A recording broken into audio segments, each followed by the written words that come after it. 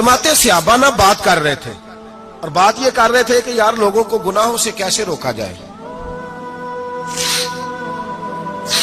लोगों को गुनाहों से गुफ्तगू सहाबा ये कर रहे थे। अब्दुल्ला इब्ने उमर कहते हैं बैठे थे और ये गुफ्तगू कर रहे थे कि गुनाहों से प्लानिंग जी होती थी, उनकी जो महफिलें होती थी ना बैठ के, वो खुशगपियां नहीं होती थी, बल्कि वो तबलीग की, जद्दोजहद की, लोगों को बुराई से मना करने के लिए बैठते थे, उस पर मंसूबा बंदी करते थे, प्लान करते थे, आगे तरतीब देते थे। गुफ्तगू हो रही थी तो अब आपस में बात होने लगी कि कौन सा गुनाह ज्यादा बुरा है जिस पर सबसे पहले काम किया जाए। तो दूर एक सहाबी बैठे थे, उनका नाम था अब्दुल्ला इब्ने अमर। एक अब्दुल्ला बिन उमर है और एक अब्दुल्ला इब्ने अमर है। हजरत अब्दुल्ला इब्ने उमर दूर बैठे थे, बड़े समझदार सियाने बारीक बीन आदमी थे।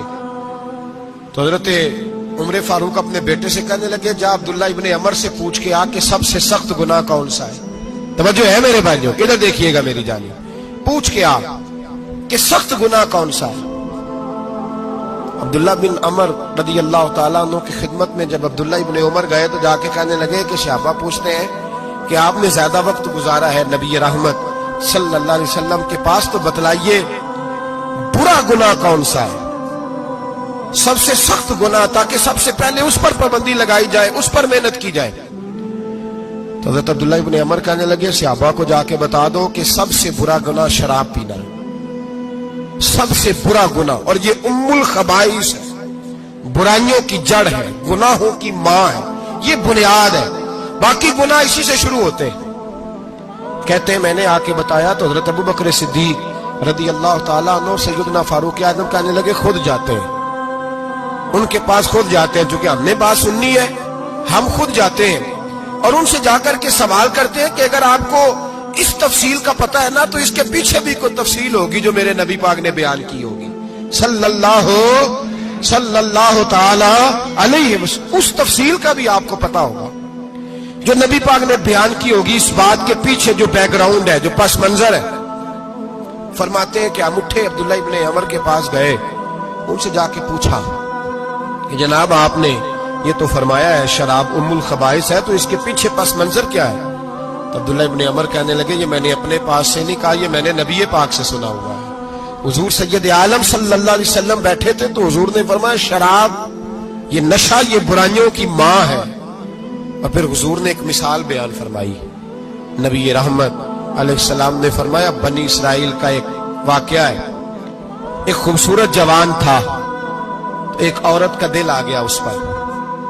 ये याद रख लें, हम लड़कों को मना करते रहते हैं लेकिन हमें घर की बच्चियों पर भी तवज्जो देनी होगी, हमें उनके खून पर भी निगरानी करनी होगी, हमें वहां भी गौर करना होगा। इसलिए कि अगर कोई बच्ची गुंजाइश ना दे तो मेरा ख्याल है कि लड़का जुर्रत करने की ताकत नहीं रखता, तो वहां भी उनकी अम्मा से कहे कि पाबंदी लगाए, बच्ची किसी का मोबाइल लेकर के कहीं उसको इस्तेमाल तो नहीं कर रही, इस पौधे पर भी तवज्जो दे, दरख्त बनने से पहले इसकी भी निगरानी करें, यह भी बड़ा जरूरी काम है। औरत का दिल आ गया तो नबी पाक अलैहिस्सलातु सलाम फरमाते उसने कोई बहाना लगाया, किसी को कहा कि उस नौजवान को बुला के लाओ, उसके कहो कि हमने कोई गवाही लेनी है तुझसे। वो नौजवान आया, एक कमरे में दाखिल हुआ तो अगले कमरे में ले गए, वहां दाखिल हुआ तो उससे अगले कमरे में ले गई, वो दाखिल हुआ तो इसी तरह 7 मुकम्मल कमरों में ले गई। मेरे करीम रसूल मेरे महबूब पाक अलैहिस्सलाम फरमाते, सहाबा को समझा रहे हैं मीठे लबो लहजे में, फरमाते जब सबसे पिछले कमरे में ले गई तो एक लड़का बंधा हुआ था वहां रस्सियों से, शराब का प्याला पड़ा हुआ था। और बीबी कहने लगी कोई गवाही शवाही नहीं लेनी, तुझे इसलिए बुलाया है कि तेरे ऊपर दिल आ गया है, अब मेरे साथ मुंह काला कर। तो वो जवान कहने लगा नहीं, मैंने अपने नफ्स को पाक रखा हुआ है, मेरी नजर भी पाक है, दिल भी पाक है, और उसकी बरकत यह है कि रब ने मेरी रूह को भी पाक रखा हुआ है, तो मैं ये हरकत नहीं कर सकता। पाक लोग पलीत कामों की जानिब तवज्जो नहीं करते, मैं ये हरकत नहीं कर सकता।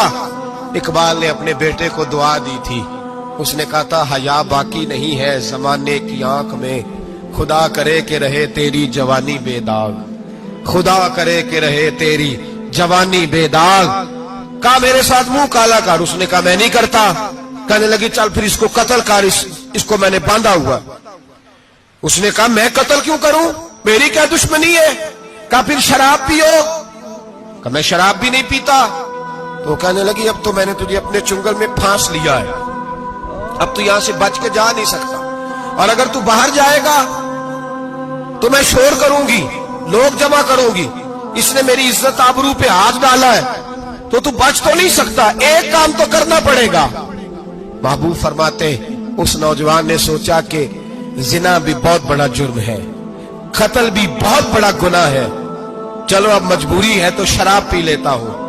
लेकिन वो समझा ना कि शराब तो बुनियाद है।